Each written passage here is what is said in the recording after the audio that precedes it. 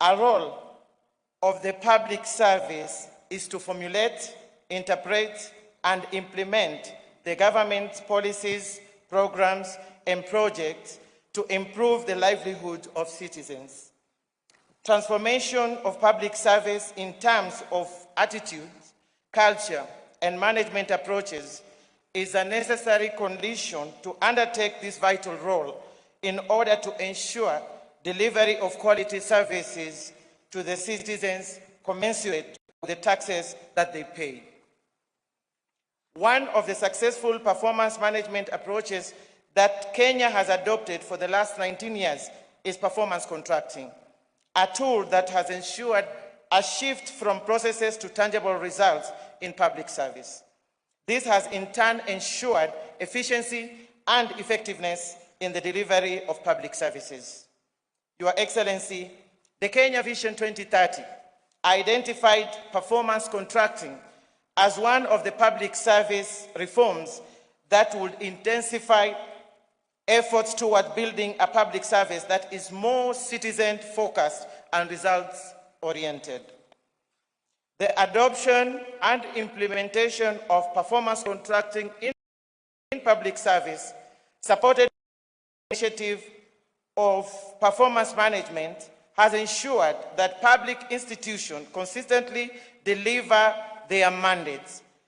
This is supported by the fact that performance contracts for the MDAs incorporates key national priorities as well as global development. As the saying goes, what gets measured gets done. And the reverse is true. What does not get measured does not get done. This is why the public service has embraced performance contracting as a yardstick for measuring the impact of service delivered to the citizens.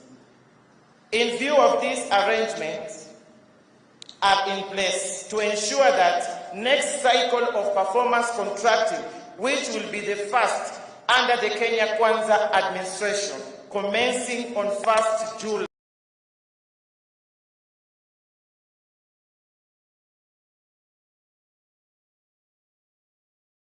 2023. Performance contracting guidelines have been reviewed, commitments agreed upon during the cabinet retreat held at the beginning of the year. Your Excellency, na wadau wote, kazi imeanza. Na nikimnukuu Rais wa Jamhuri ya Kenya, Rais William Ruto, kwa maneno akisema, kuna kazi imepata mtu na mtu amepata kazi. So tafakari hilo. Your Excellency, with those few remarks, it is now my humble duty to invite the Prime Cabinet Secretary and the host today, Honorable Musalia Mudavadi, to make his remarks. Asanteni sana.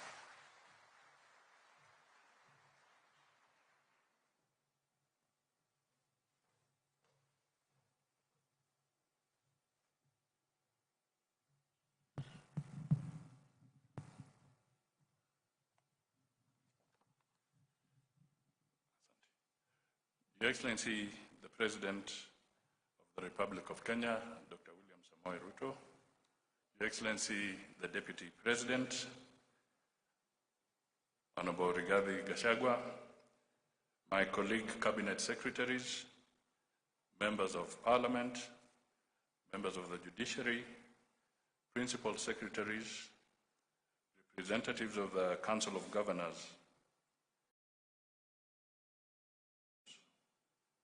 state corporations, and all senior government officers here present, ladies and gentlemen, fellow public servants.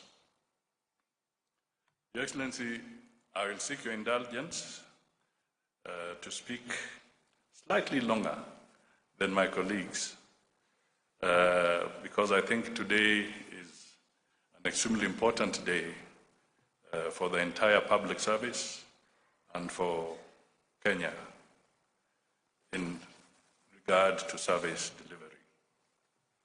So here are my remarks It gives me great pleasure to welcome you to this important occasion for the official release of the 18th cycle report on evaluation of the performance of ministries, state corporations, and tertiary institutions for the financial year 2021-2022.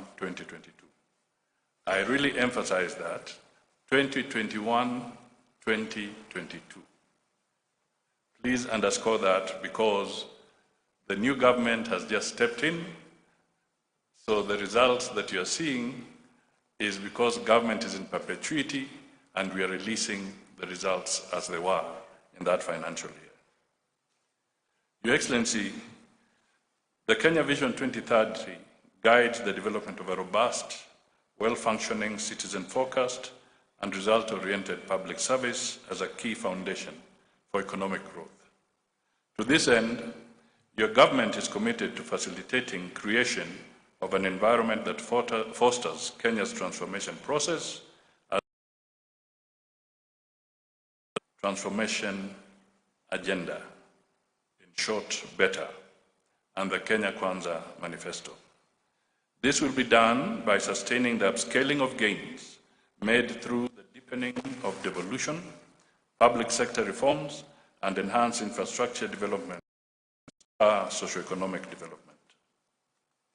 Your Excellency, performance contracting has increasingly become an important tool for improving public sector performance. If implemented well, it is an instrument that should assist the country achieve its long-term economic development policy goals. To this extent, performance contracting has been embedded in the public service for 19 years now and codified through the Public Service Commission Performance Management Regulations of 2021 as a means of managing performance in the public service. Your Excellency, the first level performance contracts are signed annually in tandem with the government's budgeting cycle between yourself and the respective cabinet secretary, after which they are cascaded downstream institutions. So in a few weeks' time, we shall be signing performance contracts with you. Your Excellency, whereas implementation of performance contracting has been on course, its potential is yet to be fully realized. Hence, we are now committing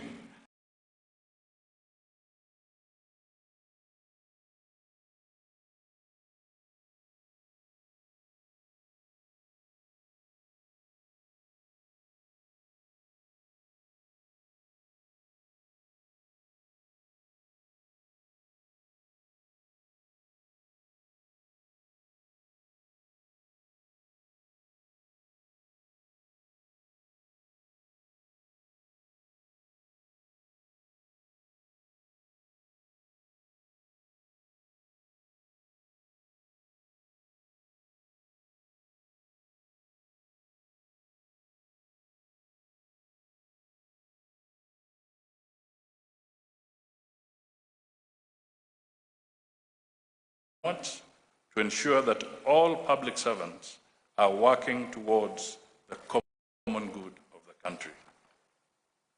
Invariably, performance of the public service must then be integral in driving the economic transformation agenda as an offshoot in realizing the Kenya Vision 2030 that seeks to transform Kenya into a globally competitive, prosperous country. But, and we are 7 years short of the of Kenya Vision 2030. A conversation around Kenya's Vision 2063, when Kenya turns 100 years old, must begin. Meanwhile, the rallying call in performance contracting, as Aisha has said, is what gets measured gets done.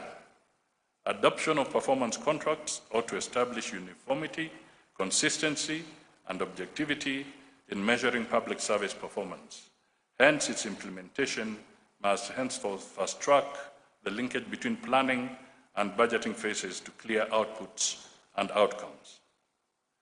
Your Excellency, Upon implementation of performance contracts in the public service in 2004, economic growth rose to a record 7.1% in 2007,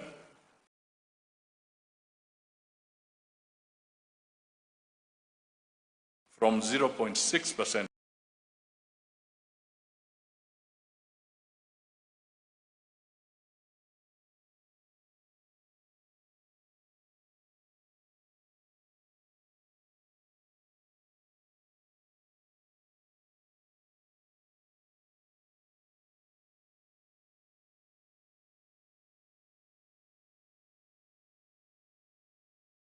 second runners-up award for Best Innovation in Citizen-Centered Service Delivery, Public Service Day held in Zimbabwe. As a result, African, Malawi, Sierra Leone, and Lesotho have domesticated the Kenyan model of performance contracting in the management of their public service. Performance management the world over has been evolving, and I am informed the same in place in Kenya. First, I am informed that in 2020, the Public Service Performance Management Unit commenced automation of the performance contracting processes that were previously carried out manually. This is being done through a fully homegrown online government performance contracting information system. The ultimate goal of this system is a fully automated end-to-end system where all relevant performance contracting processes are carried out online. It is worth pointing out that the system ensured continuity of service delivery during the challenging COVID-19 pandemic. Hence, the GPCIS should be emulated by other efforts to automate service delivery.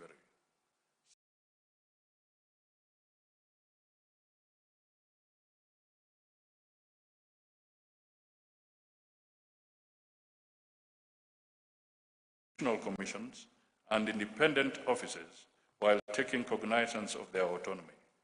Its rollout will re-engineer the organizational, operational, and institutional framework for guiding performance management services in Kenya's public service.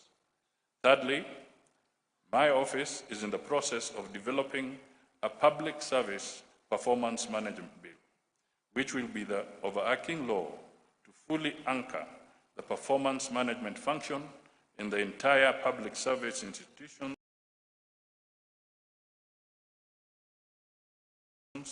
at both levels .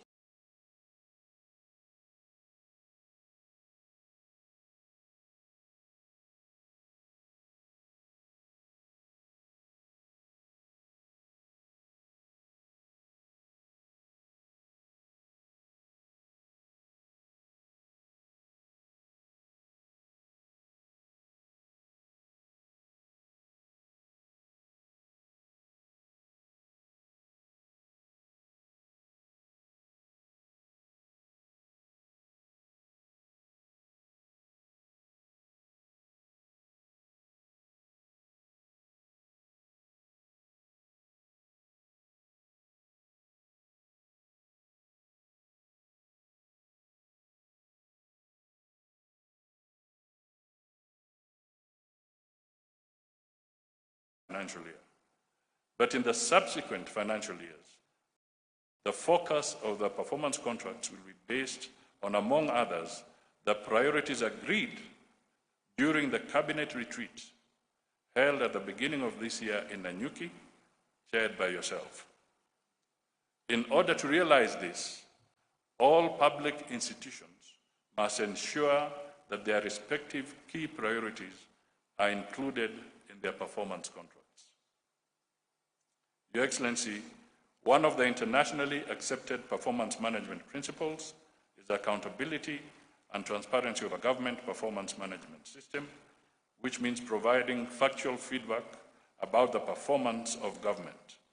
Therefore, the annual performance evaluation and release of the report for the financial year 2021-2022 marks a momentous occasion since it provides the baseline for performance commitments in the next financial year and also some reflection. Allow me, therefore, to reflect on a matter that should not escape our collective attention. Your Excellency, just before Easter, the Public Service Commission 2021-2022 annual report indicts ministries, departments, and agencies for incurring colossal financial penalties through court awards because of failure to honor contractual obligations. The Public Service Commission reveals that most losses are occasioned when state entities enter into contracts without adequate budgeted and approved funding. Common breach of contracts begs the questions: do frequent breaches of contracts arise out of inept due diligence or sheer negligence by MDAs? Do staff in procuring entities understand procurement laws and that it is their responsibility to ensure contractors fulfill their obligations and that government receives the goods and services it paid for? Or should we conclude they know the rules but choose to ignore them for our benefit? The legal framework for public procurement is set out in Article 227 of the Constitution of Kenya 2010 and in several sections of the Public Finance Management Act, number 18 of 2012, and the Public Procurement and Asset Disposal Act of 2015. Your Excellency, public resources are not infinite. Constant losses cannot be entertained. Under Section 44 of Public Procurement and Asset Disposal Act of 2015, accounting officers take responsibility for failure to ensure procurement is within approved budgets and procurement plans.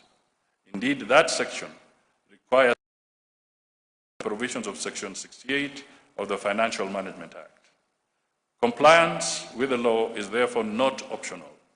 Section 79 of the Act makes it mandatory for public officers to comply with laws regulating public procurement. We cannot condone laxity, wastage, and losses anymore. It is time to strictly apply the penalties accruing from Section 72. Accounting officers failing to manage public assets to achieve value for money will henceforth be penalized. The same applies to application of Section 74(4). Public officers who breach accounting responsibility by making or permitting expenditure that is unlawful will be discharged. I have deliberately highlighted these issues because they are at the center of perennial loss of resources arising from lost cases in courts of law.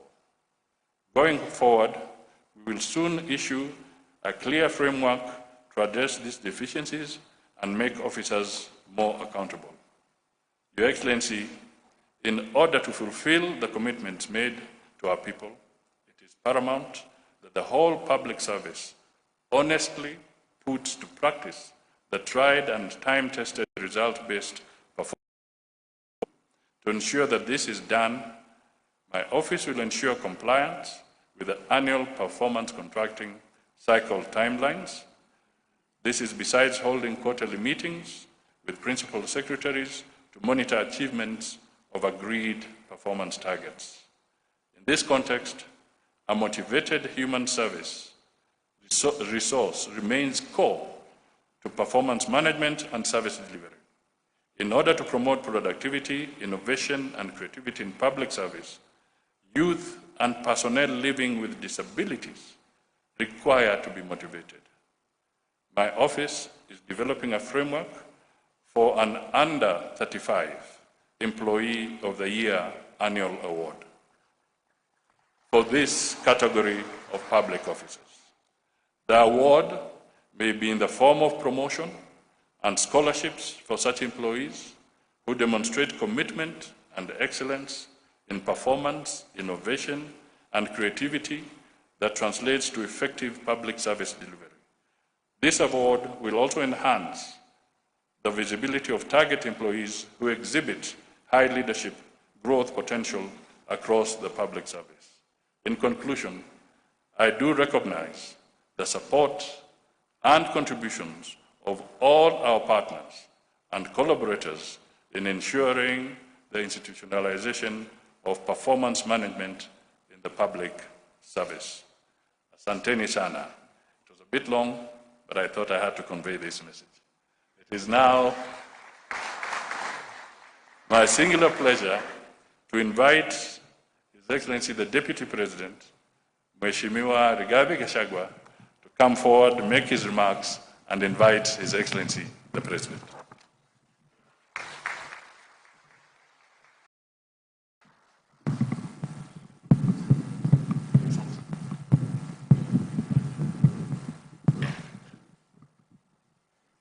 Thank you very much, Your Excellency, the President of the Republic of Kenya and Commander-in-Chief of our Defense Forces, Dr. William Ruto, the Prime Cabinet Secretary, Honorable Musalia Mudavadi, all Cabinet Secretaries present, the Head of the Public Service and Chief of Staff, Principal Secretaries, senior government officials.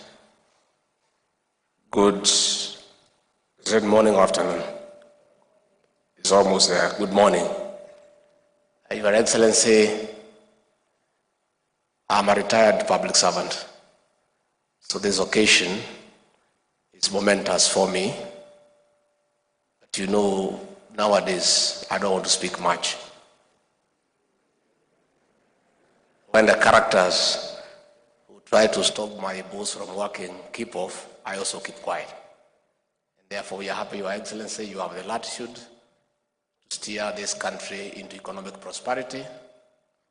And the people before you and the entire public service, Your Excellency, is your machine for development. Your Excellency, a vibrant, motivated public service is good for the economy of this country. A motivated and vibrant public service is good for the country.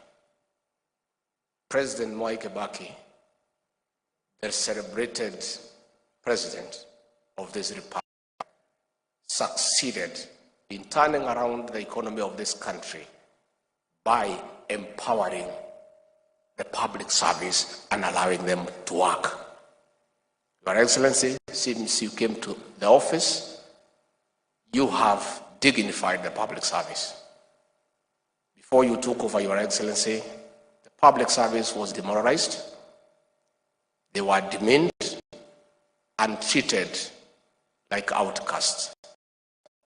Your Excellency, in the last 5 years, senior civil servants were harassed, hounded, and treated like criminals.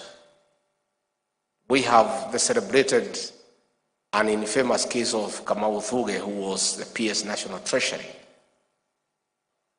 who was harassed by junior police officers in full glare of cameras, marched from 10th floor of the Treasury downstairs by constables, put in a vehicle, locked up, only for them later to say he had no case. He had already been demeaned before his family, his friends, and society. Your Excellency, we want to commend you for affirming that senior public servants need to be handled with the dignity and decorum.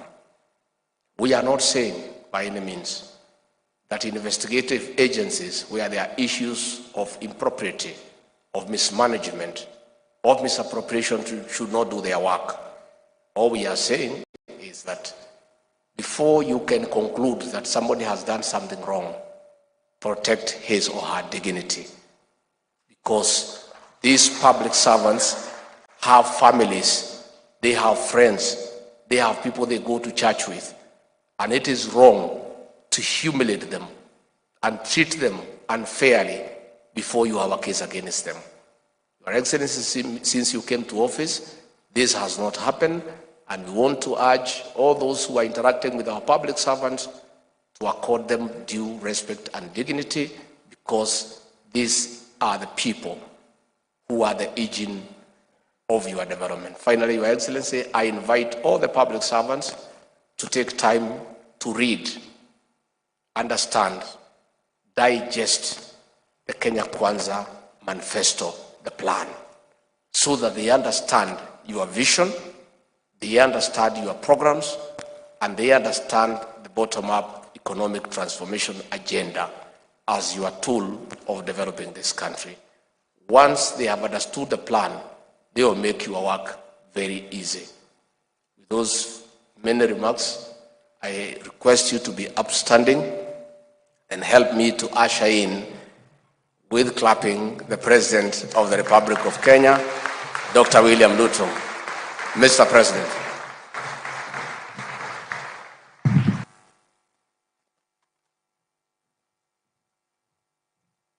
Thank you very much, Mr. Deputy President. Let's take our seats. Thank you very much.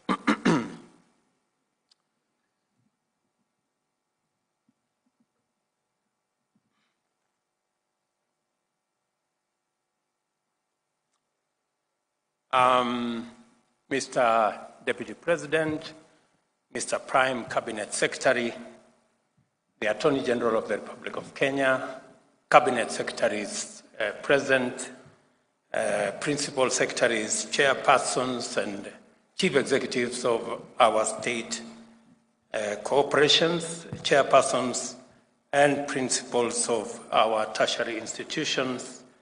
Ladies and gentlemen, good morning. Good afternoon. Today we witness the culmination of the annual performance contracting cycle and the commencement of analysis, reflection, and improvement of future performance on the basis of evidence-based evaluation and feedback.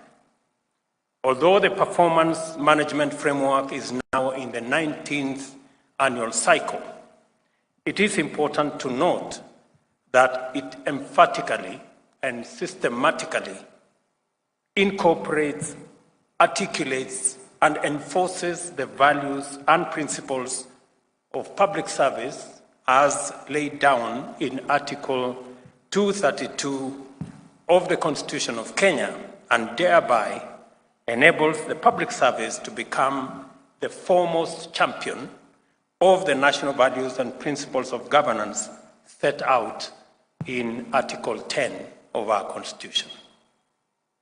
We must do our part in full to ensure that this event and the process it represents underscores high professional standards, highlights efficient, effective, and economic use of resources, demonstrates responsiveness, promptness, effectiveness, impartiality, and equity in service provision, enhances transparency and accountability, and promotes meritocracy, inclusivity, and diversity. The imperative of ensuring that the provisions of the public service to citizens meets a specified constitutional threshold makes it inevitable for us to insist upon a more standardized, rational, and evidence-based management regime. Last week, I engaged public servants about the constitutional stipulations regarding how government goes about the task of realizing citizens' expectations through the public service. In our constitutional dispensation, the public service is configured to become the optimal instrument to effectively mediate between the government's commitments and citizens' aspirations. In formulating the bottom-up economic transformation agenda, we went to great lengths to conduct exhaustive consultations with Kenyans throughout the country. These consultations enabled us formulate the policy and strategic basis of our manifesto, as well as formal charters containing actionable commitments to be implemented through the bottom-up economic transformation agenda. We understand our governing mandate to be anchored on the deep understanding we have with the people of Kenya, and that my performance contract as president is set out in the Constitution and the agenda I sold with my team to the people of Kenya. My performance contract, therefore, sets out targets that the government must achieve in feeding every Kenyan, providing affordable housing throughout the country, achieving the universal health coverage, establishing necessary infrastructure for the expansive growth of the digital and creative economies, as well as creating millions of jobs through aggressive expansion of micro, small, and medium enterprises, including industrialization. In other words, I'm saying that while we have the privilege to serve in the public service, it's not a right. We are close to 700,000 people in the public service out of 50+ million Kenyans. It is a privilege for us, the few of us, to serve in the public service. But that privilege comes with a responsibility on what do we do to create opportunity for the millions who do not have the privilege we have to serve in the public service. What is it that we are going to do so that they too can have an opportunity to work, to get a job, to do a business, and to go about their lives as the rest of us are doing? And that comes with huge responsibility on each and every one of us that have the privilege to serve in the public service. We understand our governing mandate, as I have said. And as I have said, my performance contracts, therefore, sets out targets that the government must achieve. My team in the executive assists me in the performance of this contract through contracted delegation as authorized in the Constitution, and the programs, projects, and tasks required to be performed are relayed onward to various departments and agencies under ministries.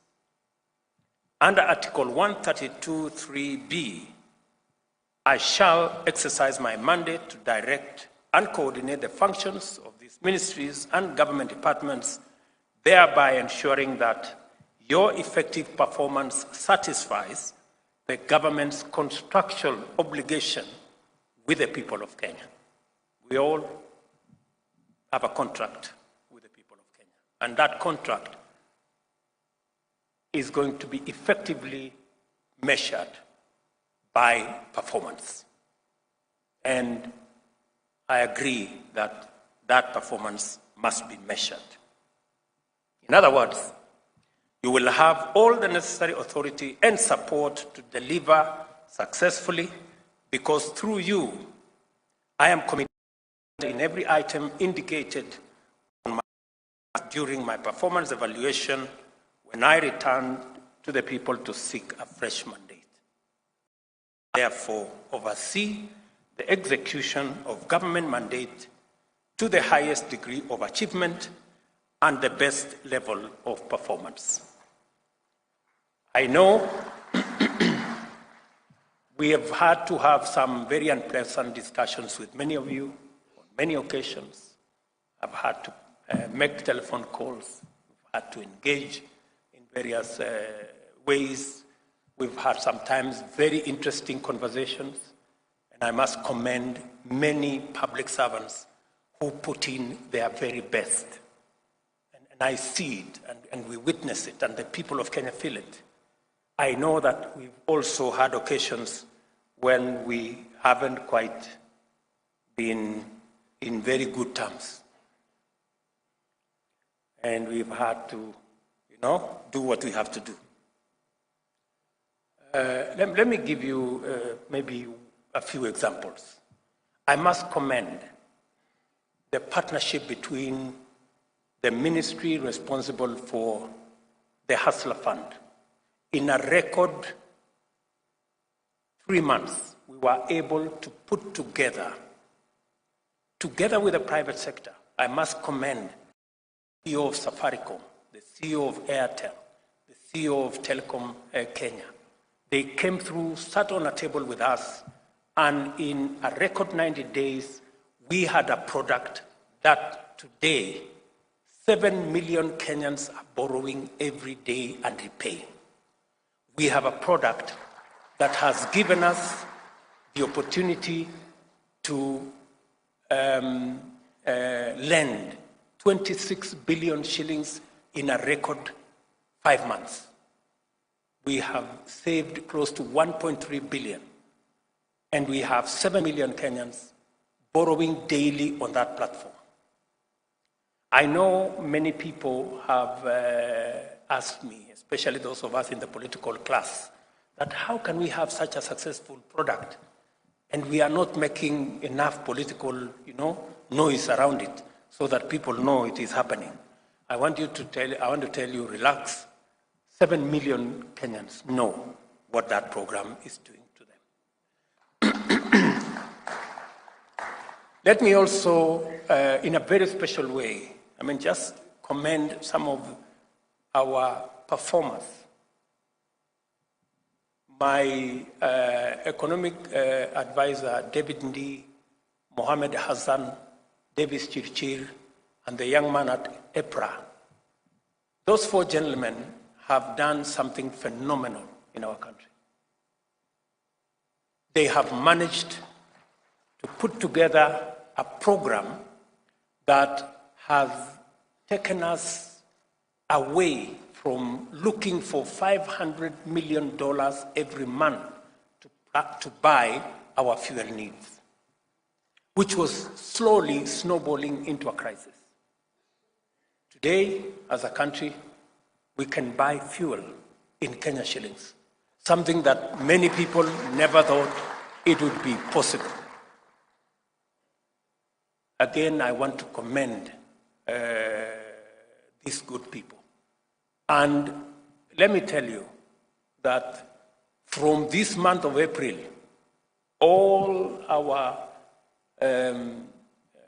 fuel marketers and all the people in that space, they will be able to buy our products, fuel products, in Kenya shillings. And it will remove pressure on our dollars. In fact, in the next 1 month or so, you will see dollars coming down, the exchange rate coming down in a very phenomenal way. In fact, in my estimation, in the next couple of months, the exchange rate will come below 120 shillings. Maybe 115, you never know. So, and these are outstanding actions of public servants who are contributing towards what our citizens are expecting. Let me also, commend one lady. I don't know whether Pamela Mutua is here, of KNTC. I don't know whether she's here.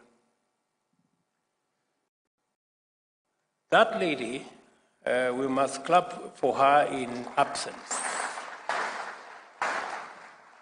Because we are managing a situation in the country where we have to supply food relief to citizens across the country.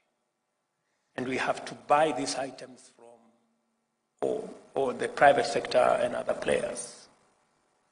As I was, working with this lady on fertilizer and telling her we must bring down the prices, I was telling her we must bring down the prices of how much we are buying the food items. In the course of doing all that, we have some not very good people. I must say this. We have some not very good people sitting somewhere in another ministry, a department called Public Works. And those people in a department, I don't know, called Materials Department or something, Supplies Department, the people in that supplies place, they were busy increasing the price of commodities. Imagine, in the middle of a food crisis, somebody is sitting in a public office and, negotiating himself and, trying to take advantage of a problem. And they were increasing the prices, imagine, of supply of some of these items. I don't know, rice was going up from 5,000 to 7,200. So this lady tells me, but Mr. President, why is the government telling us to increase the price at which we buy rice from 5,000 to 7,000? This is not the private sector telling us. It is people sitting in government. Those people in that department supplies. Tutawashtaki kwa Mungu. Surely, that is how, and that is why I say, the people who do well, the people who serve with dignity and sincerity, like Pamela, who told me, Mr. President, we are being told this, please stop these people. And I had to stop them. Today, and I want to thank the office of the Deputy President, today we are buying those food items at between 4,500 and 5,000. Not the 7,000 those supply people were telling us. So we must evaluate everybody. The bad guys in supplies department, we must deal with them. And the good people like Pamela, we must reward them. Because that's how this is going to work. Let me also say one more thing about my good deputy here. We had a program, we were registering farmers. For 5 years, we managed to register only 1 million farmers. But just in 2 weeks, this deputy of mine mobilized the whole public service because he was a former public servant.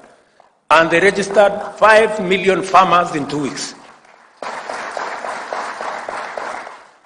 Today, we are giving fertilizer to farmers using a digital platform. Everybody gets an SMS, your fertilizer is ready, come for it. You don't have to queue. The cartels have disappeared. The conmen could have no place to steal our fertilizer. For the first time, every farmer who needed fertilizer got fertilizer, and that program is moving very well. In other words, I am saying it is possible for us to do the right thing and take the country forward. And therefore, and I want to speak to you as people who collectively we've been given the privilege by the people of Kenya to serve them, to work for them. We must also make sure that the privilege we have, the opportunity we have, translates into opportunity for the millions of Kenyans too, to have access to a job, access to a business opportunity, access to do their farming, and drive our country into the right direction. Here is our opportunity to unbundle all the commitments in our agenda as determined in the high-level retreat in Nanyuki early this year, and to prepare to assign them for implementation to every department, all the way to every public servant. As we consider the results of the evaluation and feedback, we also have to deliberate with greater intention about the design of the forthcoming performance contracts, their implementation and evaluation. Above and beyond the broader constitutional obligations and the strategic objectives in terms of our plan, I am very keen to observe how the next performance management cycle enhances the realization of the national values and principles of governance throughout government, at all levels of governance, and in all parts of the country.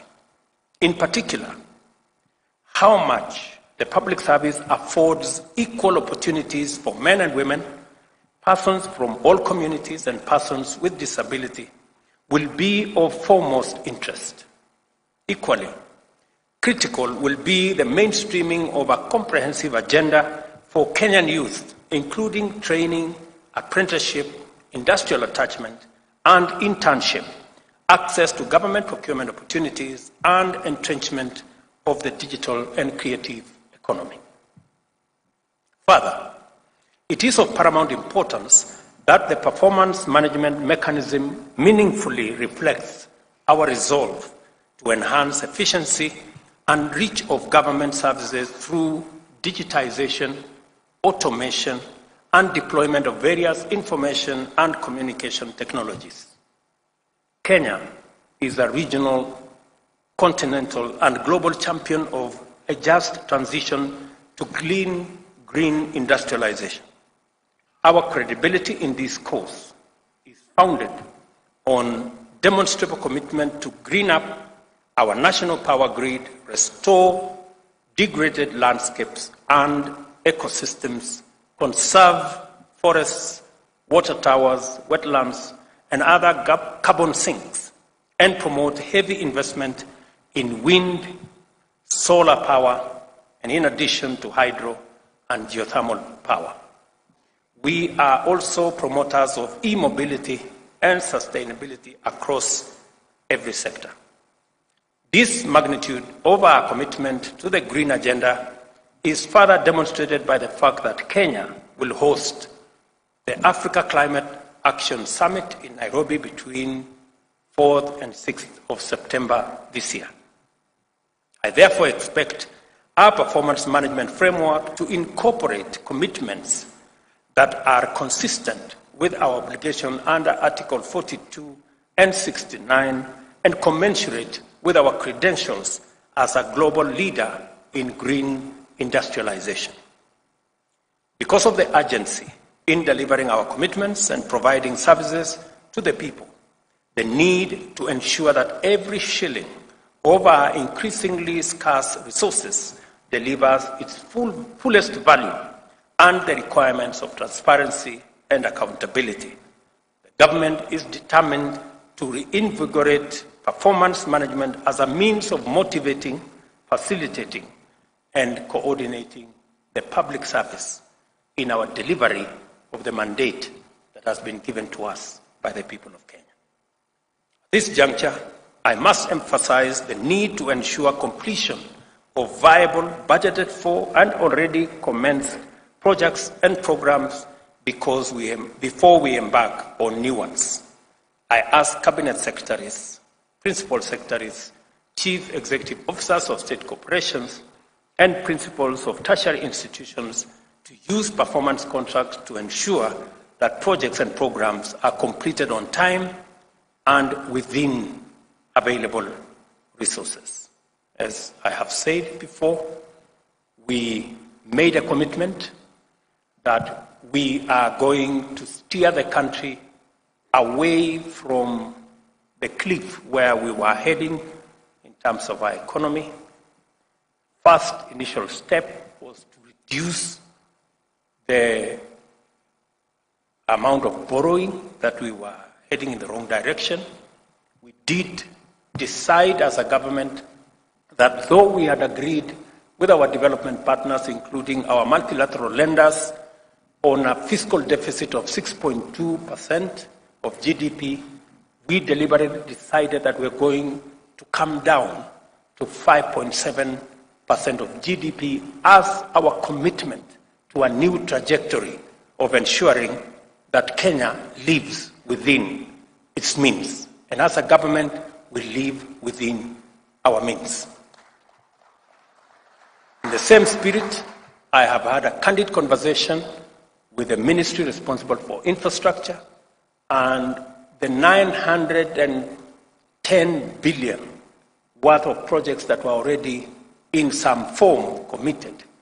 We've scaled it down, and I had a long meeting with all the agencies under the Ministry of Transport and Roads to scale it down. I think we have shaved another 250 billion out of that so that we can stagger the projects, deliver on the ones that are of immediate, already started and rolling, and then do the others later, because we have to live within our means. I want to assure you and assure the country that we are well on course in running a stable economy that is not dependent on unnecessary, excessive borrowing. I know we had an issue of delayed salaries, which is, somebody said, it is the first time that we are having delayed salaries. Yes, it is the first time we are having delayed salaries. But it's also the first time we are having such monumental debts. I want to assure the country that that is managed. We have turned the corner. All I assure the country is this, the commitment I made that we are not going to borrow money to spend on recurrent expenditure, including salaries. That is the position of the government of Kenya. We will not do that. We will look for our taxes, and I want to commend the Kenya Revenue Authority for what they are doing. They are today at 95% of their commitment. Thank you, Madam Acting Commissioner. They are doing a wonderful job in a very difficult terrain. We have experience of people who are not used to paying taxes. But we have said that this is no longer going to be the animal farm. All of us are going to pay. So again, let me say that that is now behind us. We are moving in the right direction, but to assure the country that we will not continue the old tradition of borrowing money to pay recurrent expenditure, to pay salaries. We are going to pay salaries from our own resources. We are going to carry out our recurrent expenditure using our own resources. And we have moved our fiscal deficit to 5.7%. Our target is to take it to 5% next year and 4.4% the following year, so that we can work within the parameters of the resources that we can raise as we grow our own tax revenue. I have also instructed the Treasury to look at all the taxes, to have a tax review of all the taxes. There are some taxes we certainly are going to reduce in the coming budget, because some of the taxes are punitive and they actually encourage more dodging than paying and compliance, so that we can make it much more easy for citizens, corporates, and all the people that work with us to comply with taxes. Institutionalizing performance management is both desirable and rational. This is the rationale behind the decision to assign the government's performance contracting mechanism to the Public Service Performance Management Unit in the Office of the Prime Cabinet Secretary, and I am confident that we shall all begin to experience considerable improvement in public service delivery. As we hold the rest of public service to account on this matter, I will definitely hold the Honorable Musalia Mudavadi also on a performance contract to make sure that this actually happens.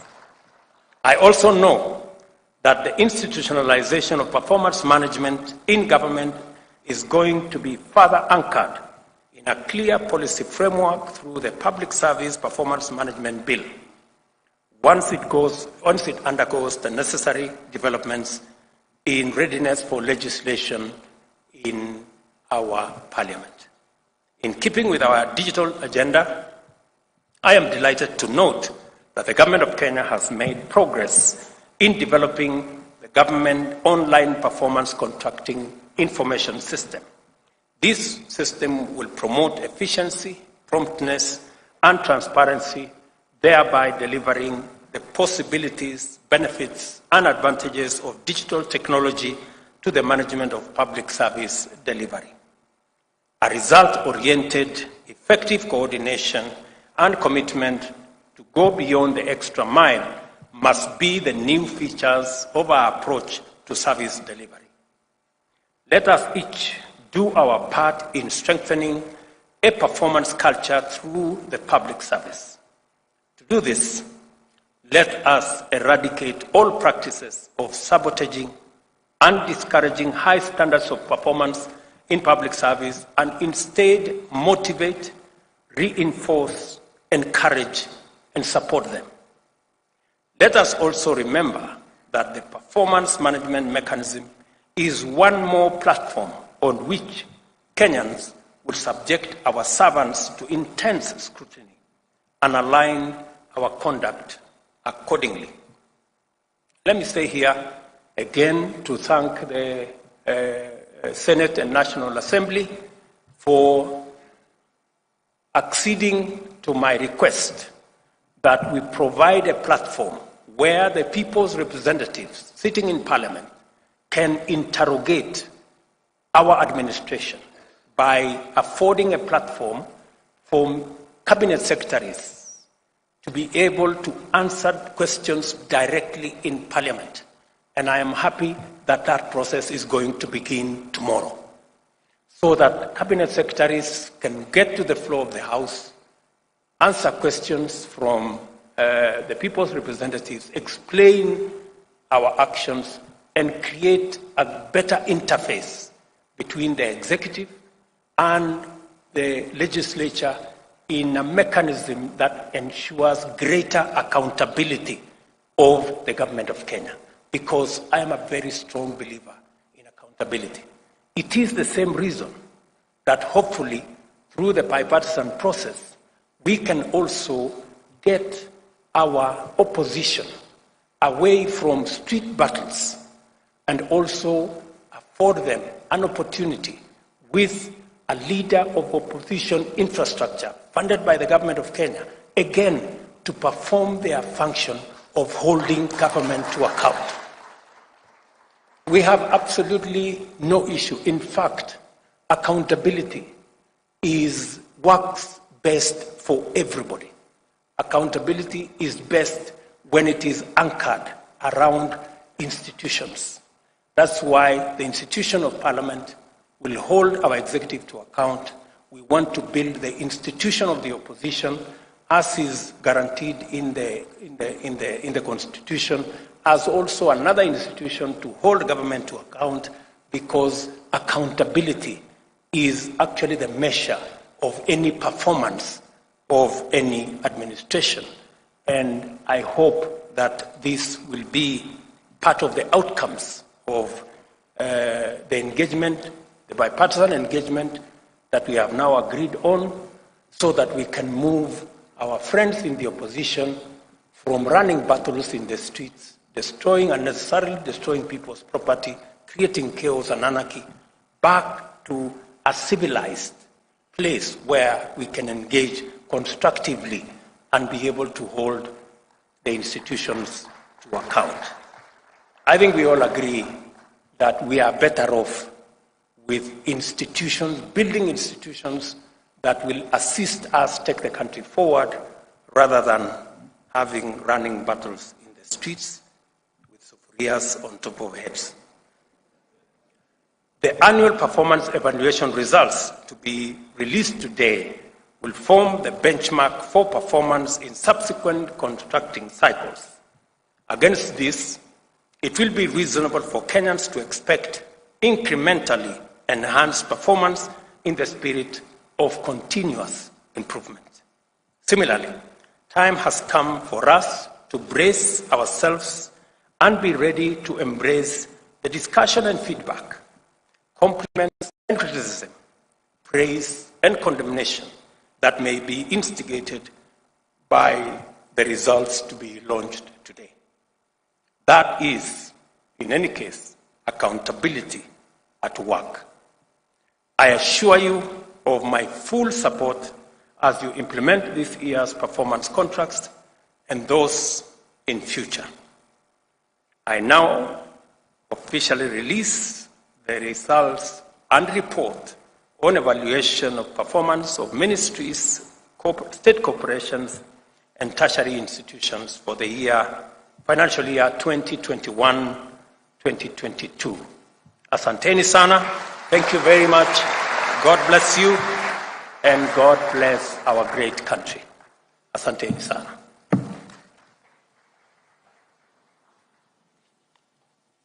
Thank you very much, Your Excellency. With your permission, would like to now move to the unveiling